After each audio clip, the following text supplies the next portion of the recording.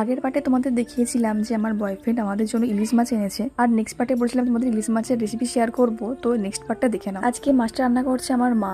প্রথমেই মাছের মধ্যে নুন আর হলুদ মাখিয়ে রেখে দিল, এরপরে কড়ার মধ্যে তেল দিয়ে দিল, আর মাছগুলোকে পুরো হালকা করে ভাজতে হবে। দেখো বন্ধুরা, রান্না কিন্তু অনেক ধরনের হয়, আমরা যেরকম ভাবে পারছি তোমাদের সঙ্গে সেরকমই রান্না শেয়ার করছি।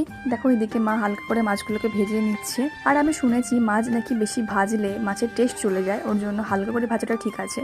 এবারে মাছগুলো ভাজা হয়ে গেছে, মা এবার তুলে নিল। এবারে দেখো মা আগে থেকে সর্ষে বেটে রেখেছিল, সর্ষের মধ্যে দিয়ে দিয়েছিল হলুদ আর একটুখানি জল। তারপরে দেখো মাছ ভাজার তেলের মধ্যেই হলুদ ওই জলটা দিয়ে দিল। আর সত্যি সেই সময় যে একটা সেন্ট উঠেছিল না, মানে বলার মতো না, এতটা সুন্দর গন্ধ। এরপরে দিয়ে দিল ইলিশ মাছগুলো। ব্যাস একটু 5 মিনিট মতো হবে, তারপরে নামিয়ে নিতে হবে। তোমরা এরকম করে কারা কারা ইলিশ মাছ রান্না করে খেয়েছো প্লিজ কমেন্টে জানিও, আর কাদের কাদের ইলিশ মাছ প্রিয় এটাও কিন্তু অবশ্যই কমেন্ট করে জানিও। টাটা আজকের মতন।